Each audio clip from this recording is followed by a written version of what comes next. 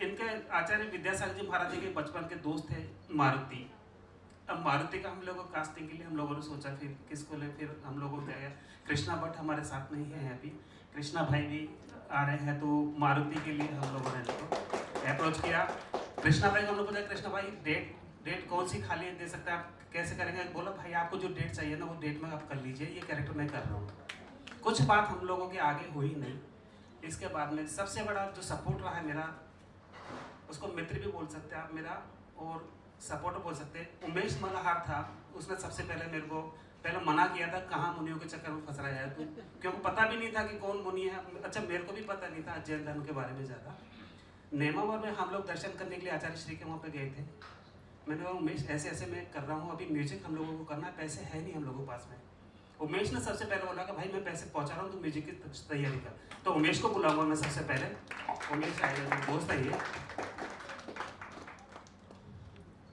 Music हम लोगों ने स्टार्ट कर दिया था। उसके बाद में हम लोगों को फिर और ज़रूरत पड़ी, तो हमारे एक सबसे बड़े कोटा के हमारे थे आनंद राठी जी, उन्होंने मेरे को बड़ा सपोर्ट किया। मैं चाहूँगा आनंद राठी जी भी एक बार यहाँ पर आए, इन्होंने मेरे को बहुत सपोर्ट किया था।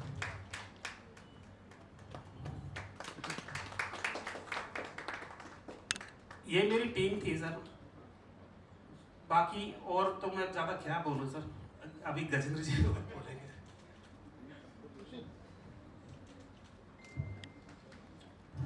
जय जिनेंद्र। आवाज इतनी कम क्यों आती है आप लोगों को?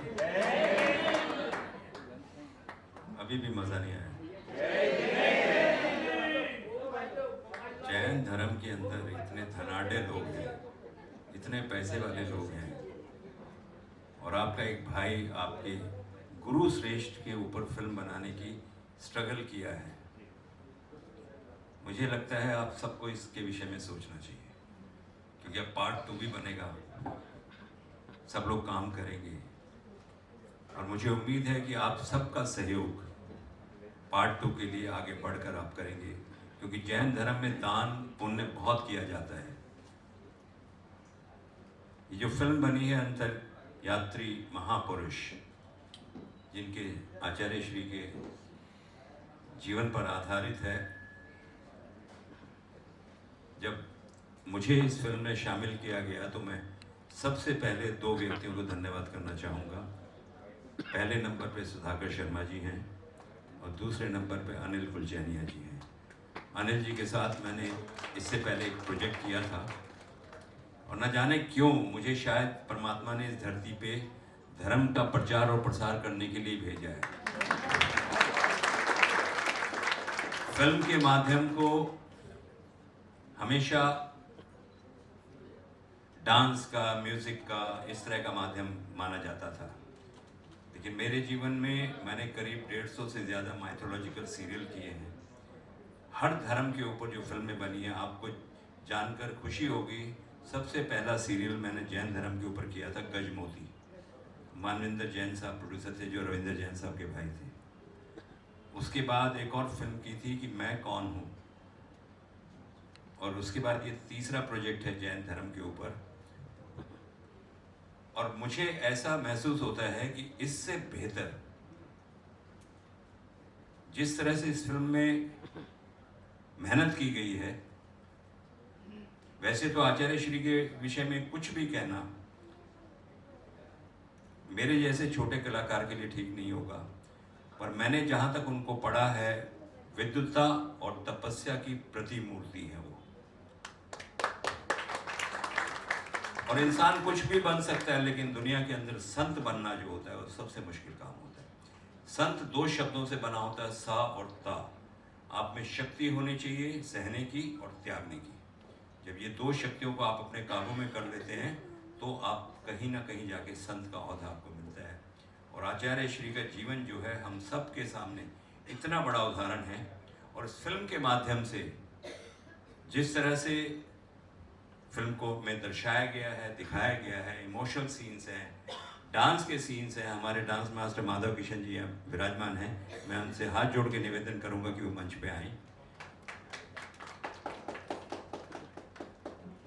किसी भी इंसान को, किसी भी कलाकार को घर में उसकी बीवी नचा सकती है, लेकिन सेट पे माधव किशन जी नचा सकते हैं।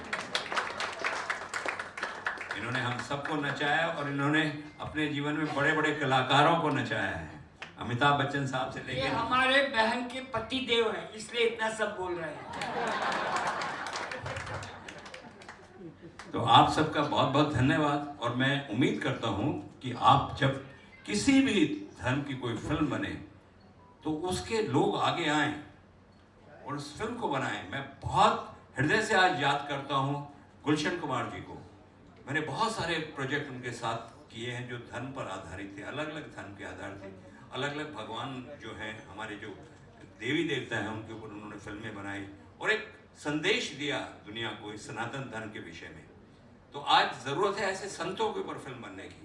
और मैं अनिल भाई को बधाई देना चाहता हूँ, दिल की गहराइयों से बधाई देना चाहता हूँ कि उन्होंने बहुत शानदार और जानदार फिल्म बनाई है। और उम्मीद करता हूँ कि हर जैन के घर के अंदर कम से कम इसकी एक कॉपी जरूर होगी। आप फिर तालियों में कंजूसी करते हैं, मजा नहीं आता। फिल्म को देखेंगे आप लोग, इसकी कॉपी खरीदेंगे, जोर से बोलिए, ऐसे नहीं, और बाहर जाके लोगों को बताएंगे। आप तो लेंगे ही लेंगे, आप यहाँ उपस्थित हैं, लेकिन बाहर जाके आप अपने लोगों को बताइए कि इस तरह से एक फिल्म बनी है आचार्य श्री के जीवन पे, और बहुत सारे खूबसूरत संदेश जो हैं इसमें जो दृश्य हैं उनके माध्यम से दिखाए गए हैं। और मैंने जो रोल किया है वो छोटे से कलाकार को जो है आचार्य श्री के पिताश्री का रोल करने का अवसर मिला। मैं अपने आप को धन्य समझता हूँ और मैं उनको यहीं से दंडवत प्रणाम करता हूँ। वो जहाँ भी हैं उनका आशीर्वाद हम सबको मिले। और एक बार फिर दिल से अनिल भाई का, सुधाकर भाई का बहुत बहुत धन्यवाद, आपने मुझे इस प्रोजेक्ट में शामिल किया। सतीश भाई का म्यूज़िक है, बहुत शानदार म्यूज़िक दिया है। मैंने बहुत पहले इनसे कहा था एक कॉपी दे दो, इन्होंने आज तक मुझे म्यूज़िक की कॉपी नहीं दी है, लेकिन आज म्यूज़िक रिलीज़ का कार्यक्रम है, आज सबको मिलेगी। नहीं, ये बहुत अच्छी बात है कि पिक्चर का म्यूज़िक आउट ना हो जाए किसी माध्यम से, उसको सीक्रेट रखना बहुत ज़रूरी होता है, नहीं तो कॉपिंग हो जाती है। माधव किशन जी ने बहुत अच्छा काम किया है डांस डायरेक्शन में, और हमारे तमाम कलाकार और कृष्ण भाई जो हैं उन्होंने सब ने बेहतरीन काम किया है। किशोरी शाने ने मेरी पत्नी का रोल किया, बहुत शानदार रोल किया उसने। सबको बधाई, और आप सब यहाँ उपस्थित हुए, आप सबका बधाई, सबको बधाई। और आज म्यूज़िक रिलीज़ का कार्यक्रम जो है उसमें आप सब शामिल हुए, इसके लिए आप सबका धन्यवाद। जय जैनेंद्र। एक बार जोरदार तालियां गजेंद्र जी संसार के लिए। Thank you. दो शब्द हमारे इस फिल्म के गीतकार जाने माने, ये नाम किसी तारुफ का मोहताज नहीं है, हजारों जिन्होंने फिल्म सुपरहिट दिए हैं, ऐसे गीतकार हमारे सुधाकर जी शर्मा इस फिल्म के गीतकार हैं। एक बार सुधाकर जी के लिए जोरदार तालियां। दो शब्द सुधाकर जी शर्मा के। जय जिनेंद्र। देखिए, इस फिल्म की एक अद्भुत बात यह है कि अनिल के साथ ये मेरी 8वीं फिल्म है। जब भी ये कोई फिल्म बनाता है मुझे कहानी सुनाता है, और मैं हमेशा अपनी जो मुझे जितनी सेंस से मैं राय देता हूँ ये करनी चाहिए या नहीं करनी चाहिए। और उसके बाद ये म्यूज़िक का इतना गुणी है कि कुछ तो बैठता नहीं है हमारे साथ, हमको बोलता है इसमें एक गाना ऐसा चाहिए, एक वैसा चाहिए, एक यहाँ चाहिए, एक यहाँ चाहिए, आप बनाओ, बाद में मेरे को सुनाओ। ये कंटिन्यूटी हमारी चली आ रही थी।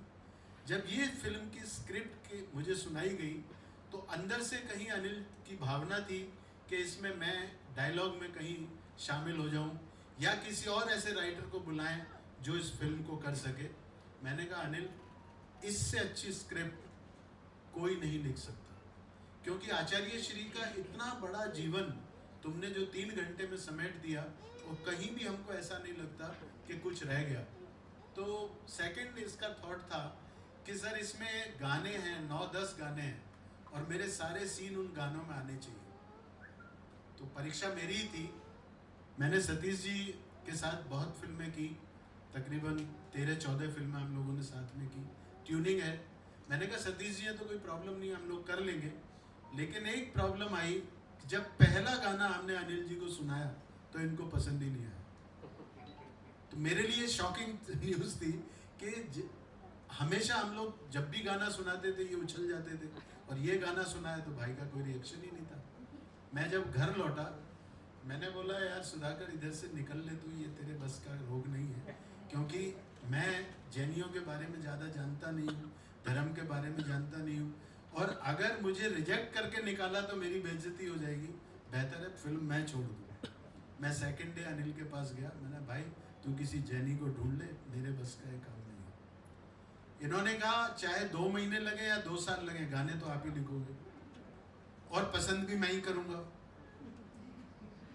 तो उस रात मैं सोया नहीं, मुझे बार बार ये मिला कि ये तो मेरे लिए चैलेंज है, और मैंने इसका गाने लिखने शुरू किए। जो भी गाना मैंने इसमें लिखा वो मैंने कुछ नहीं लिखा, ये बाबा का एक आशीर्वाद था।